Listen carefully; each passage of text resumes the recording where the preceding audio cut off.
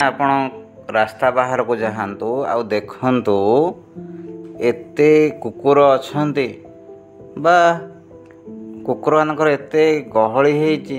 ଗୋଟେ ସକାଳେ କିମ୍ବା ସନ୍ଧ୍ୟାବେଳେ ଗୋଟେ ସହର ରାସ୍ତାରେ ଆପଣ ଗଲାବେଳକୁ କଷ୍ଟ ହେବ।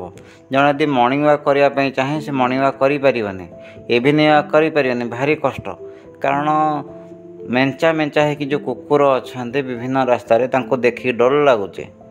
ଆମେ ଆମ ପିଲାମାନଙ୍କୁ ଘରୁ ବାହାର କରିପାରୁନୁ ବା ନିଜେ ଯାଇପାରୁନୁ। କୁଆଡ଼େ ଗଲାବେଳକୁ ଭାରି କଷ୍ଟ ହେଉଛି। ସକାଳେ ଆଉ ସନ୍ଧ୍ୟାବେଳେ ସେମାନଙ୍କର ଉତ୍ପାତ ବହୁତ ବଢ଼ୁଛି। ତେଣୁ ସୁପ୍ରିମକୋର୍ଟ ଡିସିସନ୍ ନେଇଛନ୍ତି ଯେ ଷ୍ଟ୍ରେ ଡଗ୍ ଅଛନ୍ତି ତାଙ୍କୁ ସେଲ୍ଟର ହୋମ୍କୁ ପଠାଯାଉ। ଏହା ଅତି ସୁନ୍ଦର କଥା, ଏଇଟା ଅତି ଭଲ କଥା।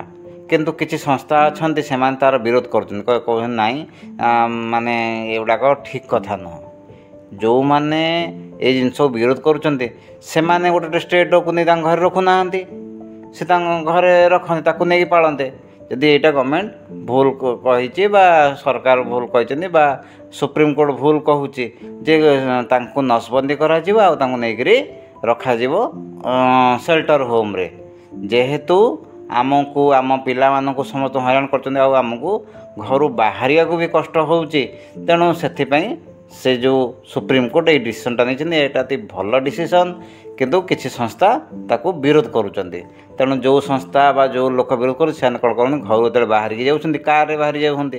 ତେଣୁ ଯେଉଁ କଷ୍ଟଟା ହେଉଛି ସେ ଯେଉଁ କଷ୍ଟଟା ସେମାନେ ଆସି ଦେଖନ୍ତୁ, ସେମାନେ ସକାଳେ ଆଉ ରାତିରେ ସେମାନେ ଯାଆନ୍ତୁ, ଯାଇକରି ସେମାନେ ନିଜେ ନିଜେ ଚାଲିକି ବୁଲନ୍ତୁ ଆଉ ଦେଖନ୍ତୁ କେମିତି ପ୍ରକାର ହଇରାଣ କରୁଛନ୍ତି ଷ୍ଟ୍ରେ ଡଗ୍ ମାନେ। ଘରୁ କାର୍ରେ ବାହାରିକି ପଳେଇ ଗଲେ ସେମାନେ କ'ଣ ଅସଲି ଯେଉଁ ପ୍ରୋବ୍ଲେମ୍ ଫେସ୍ କରୁଛନ୍ତି ସେଇଟା ସେ କ'ଣ ଜାଣିପାରିବେ? ତେଣୁ ସେମାନେ ନିଜେ ଯାଆନ୍ତୁ ଗଳିମାନଙ୍କରେ ସକାଳେ ସନ୍ଧ୍ୟାବେଳେ ବୁଲନ୍ତୁ, ଦେଖିପାରିବେ ଡଗ୍ମାନଙ୍କର ଗ୍ୟାଙ୍ଗ କେଉଁ ପ୍ରକାର ଅସୁବିଧା କରୁଛନ୍ତି। ତେଣୁ ସେମାନେ ଯାଆନ୍ତୁ, ଯାଇକି ଦେଖନ୍ତୁ।